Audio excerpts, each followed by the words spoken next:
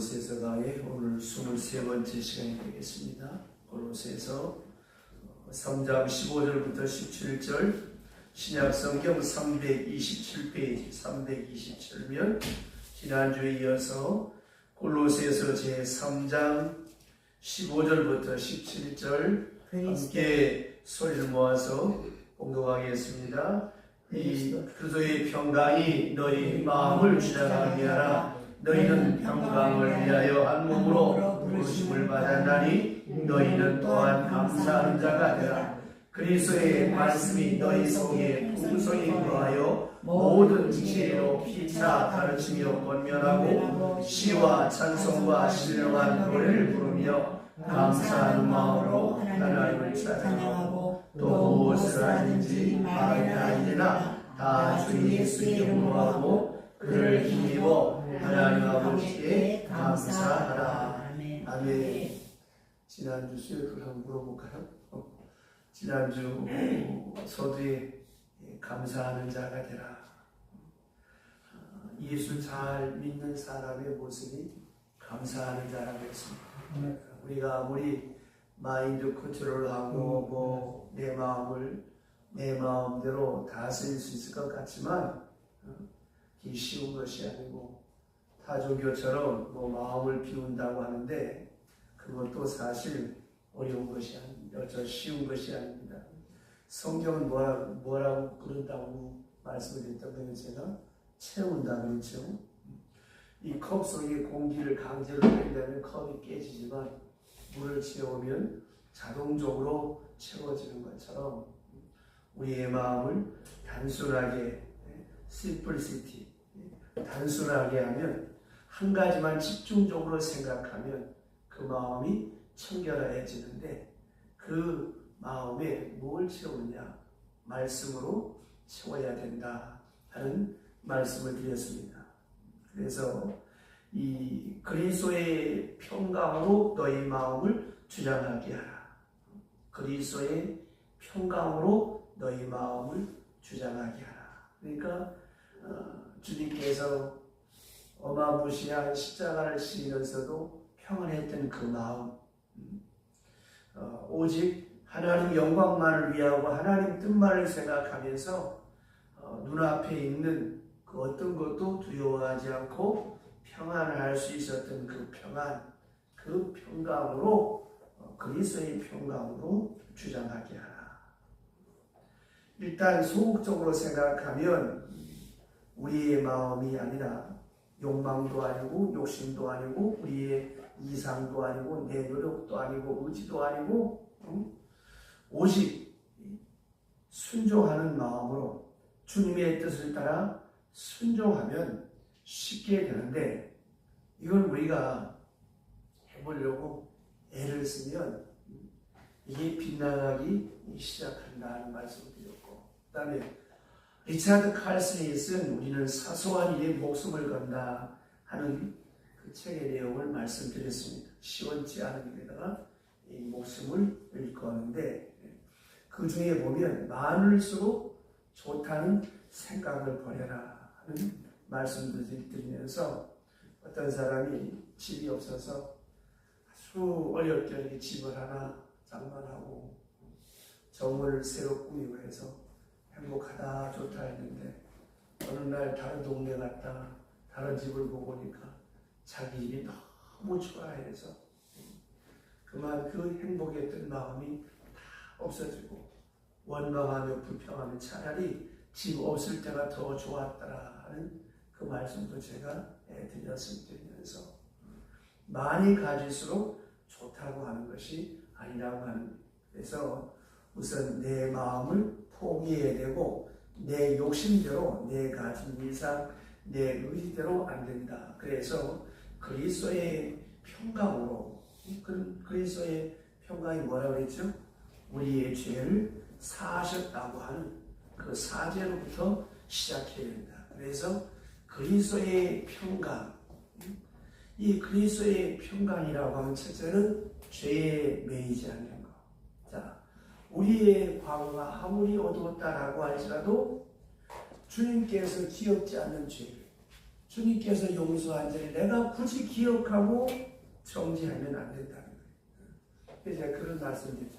죽을 죄입니다. 죽을 죄입니다. 그러면 생각해 보세요. 아니 죽을 죄인가 좀 하나님 벌써 죽여버렸지 왜 살려놨겠어. 아무짝에 쓸모없는 인간입니다. 쓸모없는 인간이라고 왜 살려놨겠습니까? 그건 다 마귀가 주는 생각이고 마귀가 주는 마음. 왜 쓸모가 없어요? 쓸모가 있으니까 살려놨지. 그래서 비밀에서 읽었잖아요. 사람은 사명 다하기까지 절대로 불러가지 않는다. 그러니까 건강하게 오래 살고 싶은 여러분 주님의 일을 열심히 하세요. 사명 다할 때까지 하나님은 절대로 불러가지 않습니다. 그러니까 우리의 과거를 묻지 마세요. 그러니까 우리가 죄사함 받은 마음으로. 그래서 예수 믿는 사람은 어떤 경우에도 두 가지 걱정을 않는다고 했죠. 첫째, 저주다. 무슨 일이 안 될 때 아유 뭣도 안 하고 뭣도 안 하고 그런 생각하지 말아야 해요.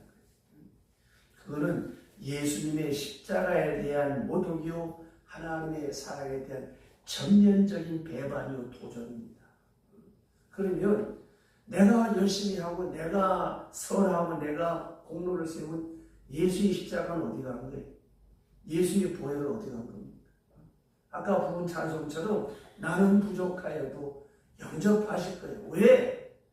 예수께서 나를 위하여 죽으셨기 때문에. 그러니까 어떤 경우에도 여러분 병이 나고 무슨 일이 잘 안 돼도 아이고 뭐 안 했더니 하나님이 나 벌 주신다. 절대 그런 생각하지 마세요. 그걸 통해서 내 삶의 자세를 더 복되게 더 아름답게 미래에 더 크게 하나님이 쓰시려고 나를 인도하시는 사랑의 은총인 줄로 믿으시기 바랍니다. 또 한 가지 죽음에 대해서 두려워하지 말라 그랬죠. 언제 죽더라도 우리는 하나님 앞에 갈 거예요. 천당은 따놓은 당사예요. 어떤 모양을 하든지. 그러니까 저주라고 하는 생각, 죽음에 대한 공포 이건 다 물리치고 언제나 하나님이 나를 사랑하신다. 하나님이 나를 부르셨다. 나는 부름받은 존재다. 나는 선택받은 사람이다. 많은 사람 중에 하나님이 나를 예수 믿게 하셨다. 아, 하나님 감사합니다. 이 믿음, 이게 바로 그리스도의 평안이요 평강입니다. 또 그리스도의 평강이 가장 깊은 곳에 그리스도에 뭐가 있다고 했어요? 약속. 요한복음 14장 1절 너희는 마음에 근심하지 말라. 하나님을 믿으니 또 나를 믿으라. 내가 가서 너희를 위하여 처소를 예비하고 와서 너희를 나 있는 곳으로 데려가리라. 잠깐만 기다려라. 약속을 보장받고 사는 거기에 평강이 걱정하지 마라. 너희 미래, 너희들의 영원한 세계 내가 책임진다. 하나님의 약속, 이 약속을 믿는 그것이 바로 그리스도의 평강이요. 또 예수님도 이 약속을 믿었기에 그 어마무시한 십자가 앞에서도 평안할 수 있었던 것입니다. 그러므로 그리스도의 평강이 우리 마음을 주장하게 하라. 이 말은 구체적으로 무엇이겠습니까? 그리스도의 평강만 생각해라. 그리스도의 평강을 마음에 품으라. 이곳으로 가득 채우라. 그러면 세상 근심 걱정이 다 사라지고 없을 것이다 하는 말씀까지 지난주에 드렸고, 자 이제 오늘 이 문제에 대해서 결론적으로 결론 짓기를 감사하는 자가 되라. 이건 참 번역하기 어려운데 이 유카리스라고 하는 이 말은 감사라고 하는 말입니다. 그런데 유카리스토이 하면 감사하는 자들이라는 그런 말이 됩니다. 유카리스토이, 감사하는 자, 감사하는 사람을 말하는 거예요. 자, 가만히 보세요. 불평하는 사람은 항상 불평하는 거예요. 끝이 없습니다. 감사하는 사람 어떻습니까? 어디서나 감사하는 거예요. 자, 감사하는 사람은 집에서도 감사하고 나가서도 감사하고 병원에 입원해서도 감사하고 얼마든지 감사하는 거예요. 매튜엘이라고 하는 유명한 목사님이 계세요. 그분이 주석가로 책도 많이 쓰셨는데 그분이 어느 날 길거리를 지나가다가 소매치기를 당했어요. 이 돈을 가지고 있다가 그 돈을 그만 쓸분에게 소매치기를 당했을 때 그분은 하나님 감사합니다. 아니, 돈 잃어버려서 화딱지나 죽겠는데 뭐 감사가 나오겠어요. 근데 감사합니다. 뭘 감사했을까요? 내가 쓰리꾼이 되지 않은 것, 소매치기 되지 않은 것 감사합니다.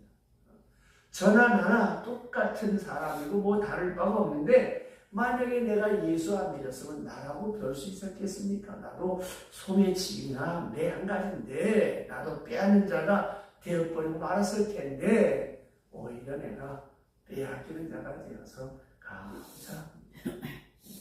자, 보세요. 감사하는 사람은 어떤 환경 속에도 감사하는 거예요. 가끔 이 병원에 입원한 사람들을 찾아가서 이렇게 기도합니다. 가면 그 병원에 계신 분들은 하나 같은 소원 빨리 낫게 해주세요. 뭐 건강하게 해주세요. 이렇게 하지만 항상 저는 그 기도의 시작을 감사로 시작합니다. 하나님 이렇게 병망하는 세상에서 오늘까지 강건하게 지켜주신 것 감사합니다. 그리고 많은 사람이 아프다고 해서 다 병원에 오는 것도 아닌데 이렇게 내 육체의 연약함을 진단하고 발견하기 위해서 조기에 내 몸을 건강하게 회복시키고 쉴 수 있는 시간을 주셔서 감사합니다. 이렇게 제가 기도를 시작할 때가 많습니다. 자, 생각해 보세요. 병원에 왔다고 하나님이 계신가 아니지? 왜 내가 병들어야 되느냐? 아이고 내 팔자야. 그러면 여러분 마귀가 옆에서 얼마나 좋아하겠어. 그래 내가 너와 세상 끝날 날까지 함께 한다 막 그럴 거예요. 그러니까 항상 여러분 감사하는 사람, 감사의 체질이 되어져야 돼요. 자꾸 자식 자랑하면 안 되는데 바로 매우 잘해. 우리 예언이가 아이를 가지고 그 예명을 지었어요. 그래서 뭐 이런저런 예명을 했는데 감사라고 지었다는 거예요. 제가 깜짝 놀라고 아버지 목사보다 낫다는 걸 그랬어요. 그 많은 말 중에 감사라고 지었다고 하니 참 너무 감사하기도 하기도 하고 하여튼 셋 중에 걔가 믿음이 제일 좋고 복도 걔가 제일 많이 받는 것 같아요. 두는 거 좀 싫어하는데 어쨌든 정말 자꾸 죄송한데 자 보세요. 항상 우리의 일상생활에서 여러분 감사를 해보세요. 그럼 감사의 조건이 생겨집니다. 이 감사하는 자라고 하는 이 말은 무엇이겠습니까? 이 존재의 문제를 말하는 존재의 문제란 말입니다. 그러니까 거듭난 사람, 그 거듭남을 수없이 말씀드렸죠. 가치관의 변화, 세계관의 변화, 목적관의 변화. 이 거듭난 사람, 중생한 사람은 언제나 감사해요. 그러나 거듭나지 않은 중생하지 못한 사람은 항상 원망과 불평. 가진 거는 생각하지 않고 못 가진 것만 생각하는 거예요. 할 수 있는 것을 생각하지 않고 못하는 것만 생각하고 받은 바만 받은 것을 생각하지 않고 못 받은 것만 생각. 그러니까 원망 불평이 나올 수밖에. 일이 그렇게 되고 나니까 항상 그 얼굴이 바를 날이 없는 것이죠. 그래서 오늘 말씀에 감사하는 자가 되라. 자, 감사와 원망. 이것은 우리의 존재의 문제라고 하는 사실을 잊으면 안 되는 거예요. 여러분, 감옥과 수도원의 차이가 뭔지 아세요? 감옥은 억지로 잡혀 들어가는 게 감옥이에요. 수도원은 자발적으로 들어가는 곳이 수도원이에요. 그럼 수도원에서는 뭐 하냐? 돈 닦는 데가 아니라 소원 성취하는 데가 아니라 세상 모든 것과 단절하고 기도하고 말씀 보고 묵상하면서 거룩함과 성결한 삶을 살기 위해서 이 수도원에 들어가는 거예요. 그런데 감옥은 무엇입니까? 죄 짓고 가서 고생하는 것이죠. 수도원은 자발적으로 들어가서 고생하면서 영혼을 깨끗하게 하고 하나님의 사람으로 봉사하는 것이죠. 자, 감옥과 수도원의 공통점이 있습니다. 그 첫째가 가정이나 사회로부터 고립되어 있어요. 속세로부터 떠나 있단 말입니다. 또 이 감옥과 이 수도원은 뭐예요? 자유가 없어요. 억지로 잡혀온 이 죄수에게 무슨 자유가 있겠습니까? 또 수도원도 그 수도원 규칙에 따라서 움직여져야 돼요. 그런데 이 수도원과 감옥의 근본적인 차이가 어디 있는가 하면, 수도원은 내가 자원해서 들어간 게 수도원이라면 감옥은 억지로 들어간 것이고, 수도원은 감사가 있는 것이고, 감옥은 불평한 사람, 원망 불평한 사람들이 모이는 것입니다. 자, 죄수라도 말입니다. 감사하면 그가 사는 그 감옥이 수도원이 되고 그가 수도사가 되는 거예요. 남들은 뭐 감옥이라고 하지만 그 속에 들어가서 수도하니까, 수양하니까 새 사람이 되어 나오기 때문에 남들은 뭐 감옥이다라고 할지라도 그 감옥소는 수도원이요, 내가 비록 죄수의 몸이지만 그 감방에서 나는 수도사가 되는 거예요. 거기서 감사하니까. 자, 반대로 감옥이 이 수도원으로 승화되어지는 것입니다. 그런데 만약에 수도사가 수도원에 들어와서 원망 불평한다면 어떻게 되겠어요? 자발적으로 들어갔지만 거기는 감옥이 되고 그가 죄수가 되는 거예요. 무슨 말이냐? 어떤 마음을 가지고 사느냐?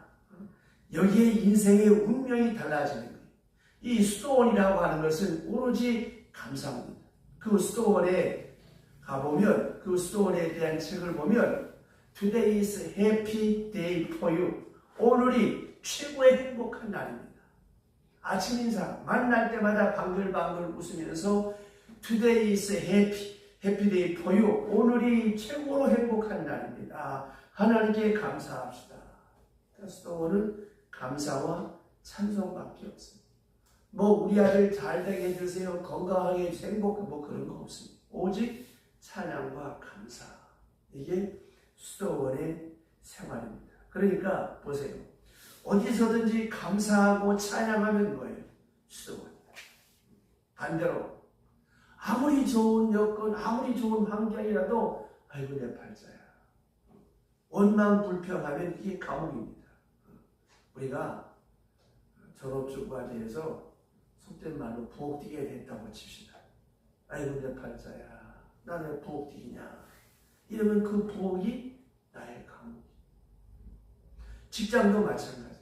아이고 남들은 좋은 직장인데 어쩌다 이런 놈의 직장에 왔나, 그러면 그 직장이 감옥. 내가 비록 환경 미화원이 되지만 일할 수 있으니 참 감사하다, 하나님 감사합니다, 그러면 그 환경 미화원으로 일하는 그 자리가 바로 수도원이요 낙원이 된다는 겁니다. 이제 또 한 가지, 그렇게 하게 될 때 오늘 말씀에 그리스도의 말씀이 너희 속에 거하면 이라고 말씀하셨어요. 너희 그리스도의 말씀이 너희 속에 풍성하게 거하려. 요한복음 15장 7절에 보면 내 말이 너희 안에 거하면 무엇이니 구하라 그리하면 이루리라. 나는 포도나무여 너희는 가지니 하면서 내 마지막 절에 가서 내 말이 너희 안에 거하면 무엇이니 구하라 그럼 이루리라. 이 말이 무엇입니까? 주님의 말씀이 우리 마음에 가득히 풍성하게 거하면 이 세상 것들로부터 원망과 불평이 사라지게 돼. 말씀을 가득히 채우면 원망과 불평이 사라집니다. 그러니까 말씀이 가득 차 있어야 되죠. 계속적으로 말씀이 채워져야 된다는 걸 잊지 말아야 합니다. 이 말씀이라고 하는 하나님의 말씀이 우리 마음 그릇에 하나님의 말씀이 가득 여기 채워지면 다른 게 들어올 수가 없겠지. 물을 가득히 채우면 다른 게 들어올 수가 없잖아요.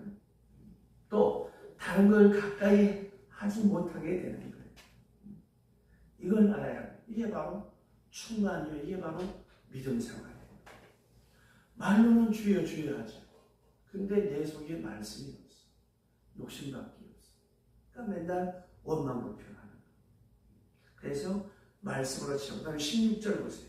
16절 다 같이 큰 소리로 시작. 그리스도의 말씀이 너희 속에 풍성히 거하여 모든 지혜로 피차 가르치며 번연하고 시와 찬송과 신령한 노래를 부르며 감사하는 마음으로 하나님을 찬양하고. 아멘. 자, 계속해서 뭐래? 감사하는 자가 되면 어떻게 되는가에 대해서 계속 말씀하는데, 자, 감사하는 자가 되면 그 사이에서 지혜로 뭐라 그래요? 피차 가르치며 권면하고. 그래서 누가 누구를 가르치고 누가 가르침을 받는 게 아니라 피차 가르친다.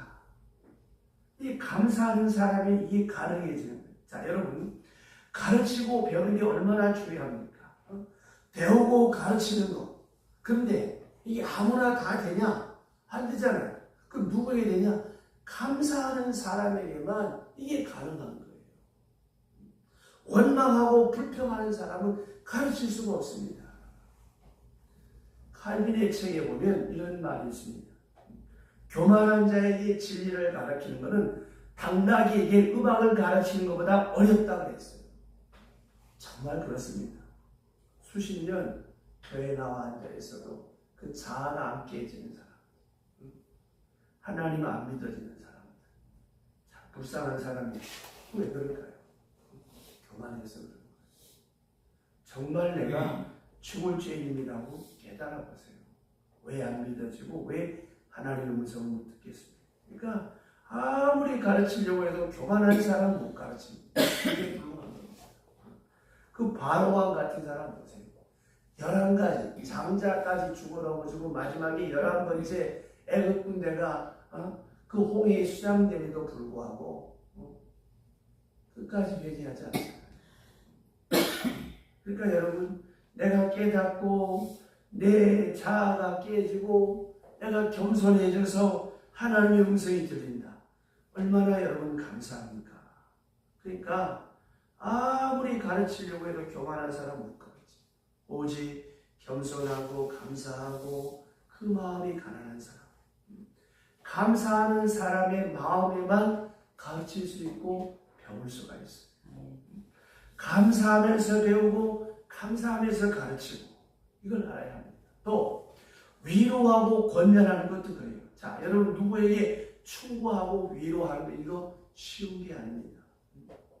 감사하는 마음이 있는 사람만이 위로를 받아들여요. 또 그럴 때 위로할 수 있어요. 그래서 피차에 가르치고 권면한다. 이것은 감사한 마음, 은혜로 충만한 사람에게만 가능하다는 것을 깊이 생각해야 됩니다. 그래서 결과적으로 신령한 노래로 찬양하게 된다고 했어요. 찬양과 감사, 감사와 찬양. 이것이 예수 믿는 사람의 모습이고 감사하는 자의 모습이에요. 영국의 유명한 저술가 중에 한 사람이 월리엄 로라고 하는 사람인데 그분이 쓴 책 시리어스 콜이라고 하는 엄숙한 부름, 엄숙한 소명이라고 하는 책에 보면 이런 글이 있습니다. 성자가 누구냐? 특별히 기도 많이 하는 사람도 아니고 금식하는 사람도 아니고 헌금 많이 하는 사람도 아니고 자기를 믿는 극지 생활하는 사람도 아니고 공의와 진리를 위해서 몸을 바치는 사람도 아니다. 그럼 성자는 누구냐? 감사하는 사람이라고 했어요. 모든 일에 하나님의 선하심을 믿고 내가 당한 사건이 부정적인 사건이다라고 할지라도 하나님의 절대 선하심을 믿고 받아들이고 감사할 뿐만이 아니라 감사하는 마음이 항상 준비되어 있는 사람, 이 사람이 성자라는 거예요. 이제 앞으로 또 무슨 일을 당하든지 감사하는 사람, 이 사람이 성자가 되겠습니다. 그러니까 우리가 생각하는 성자의 개념과는 전혀 다른 것이죠.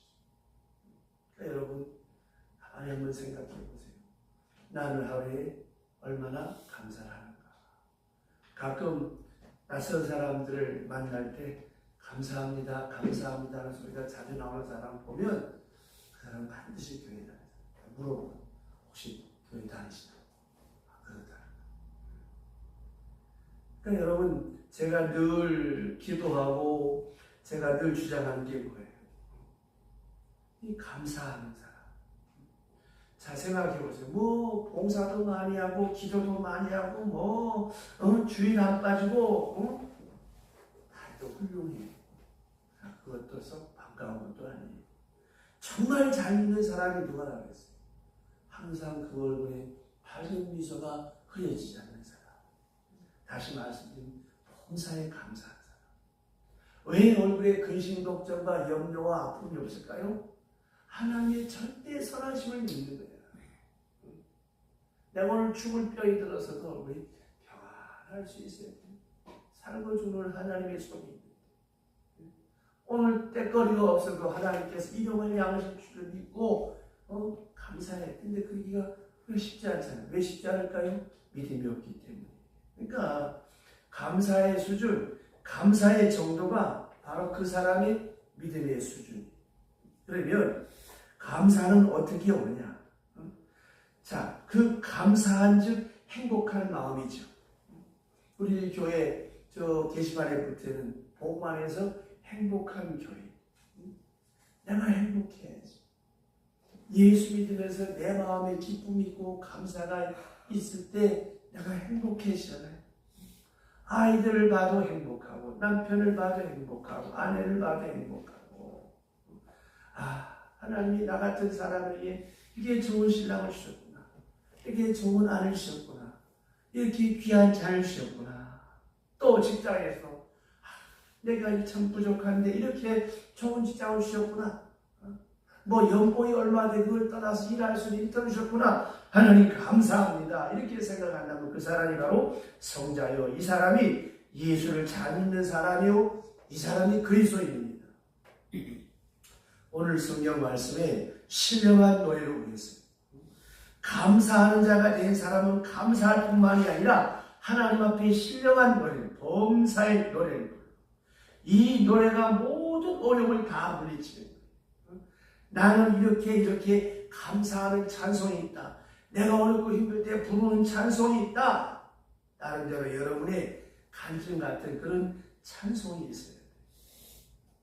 저는 제가 좋아하는 찬송, 복음성가 중에 내가 지금 주님의 크신 은혜라 그 자주 부른 찬송 그거하고 참 아름다워라. 그 다음에 나 죽을 때 부르는 찬송 저 건너편 강원도의 그 세 가지 저는 잘 부르거든요. 책에 보니까 황 목사님이라는 분이 계세요. 이분이 6.25 때 인민군 포로가 되어서 총살을 당하게 되는데 마지막 이제 죽을 때 인민군들이 자기 죽을 자리를 땅으로 팔아는 거예요. 다 팔았고 세워놓고 이제 총살을 하는데 그 중에 한 사람이 동무들 마지막으로 뭐 할 말이 하라고 그런 시간을 주더라고요. 참 이상하다 그러고 이제 이 황 목사님이 그런 뭐 할 말은 없고 내 마지막에 노래 하나 부르고 죽겠습니다. 그리고 부른 찬송이 아까 부른 하늘 가는 밝은 길에 그 찬송을 부르는 거예요. 2절 부를 때 가서 자기도 모르게만 그 총 앞에 서 있다고 하는 그 두려운 마음이 다 사라지고 그냥 가슴 벅차게 마음이 그렇게 기쁘더라는 거예요. 2절 부르고 이제 3절 내가 천성 바라보고 하는데 다다다당 총소리가 나는데 죽었구나 하고 그냥 까무러쳤다. 근데 까무러서 죽는다 하는데 누가 자기를 등에 들쳐고 막 뛰어가더라고요. 깨서 보니까 이민군이더라고요.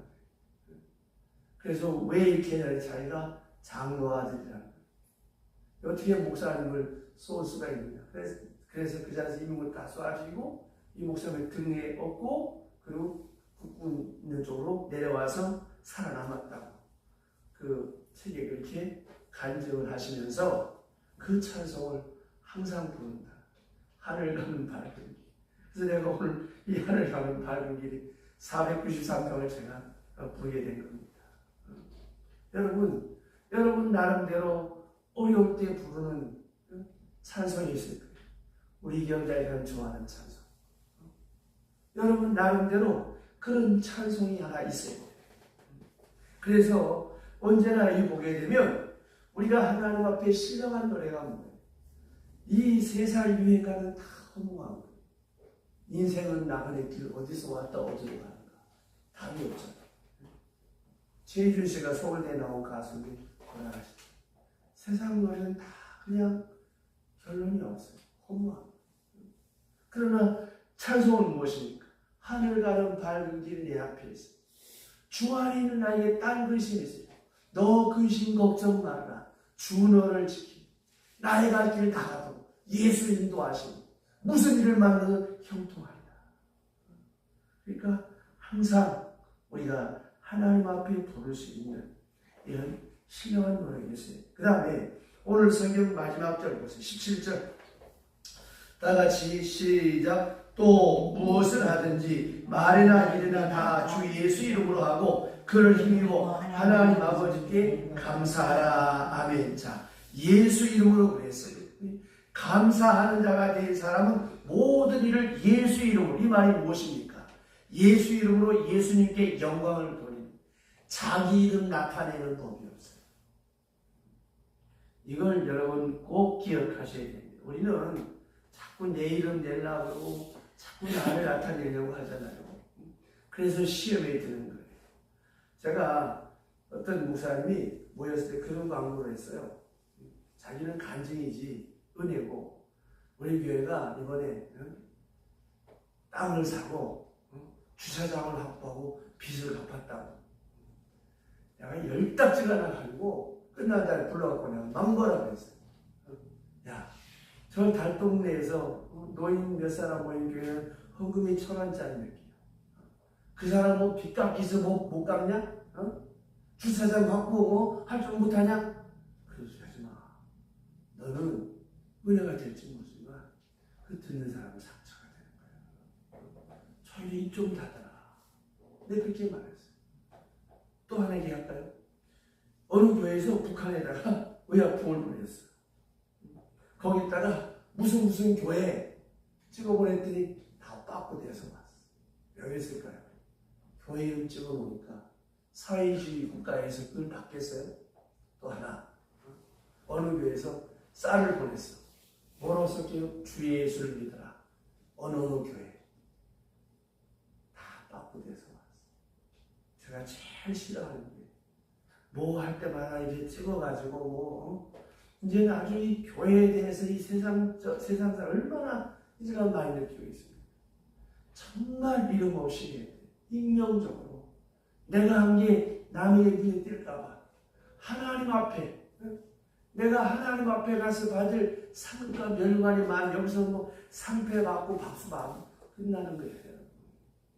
저 위에서 받아야 될 영광과 상급이 많아요. 절대 사람들 의식하지 말고 여러분 하나님 앞에 예수 이름을 하세요. 그래야 이게 영광이 되고 은혜가 되는 거예요. 성경이 뭐라고 했어요? 온소리 하늘 왼손이 모르게 오직 예수 이름으로. 제가 몇 번 말씀드렸죠. 유명한 작곡가 바하 아시죠? 그분은 항상 작곡한 그 노트 맨 끝에 서명을 하는데 자기 이름을 서명한 적이 없어요. INDNJ 라틴 말로 이렇게 썼어요. 이 말이 뭐냐? 우리 주 예수 이름으로 딱 멈추고 말았어요. 이게 바하의 작곡 노트마다 다 있는 거예요. 그러니까 무엇이든지 우리가 주 예수 이름으로, 그것이 감사하는 자의 마음. 감사하는 자는 자기 이름이 없어요. 오직 감사한 그분께만 영광을 돌리는 것입니다. 이 은혜가 함께 하시길 주의 이름으로 축원합니다. 기도합시다.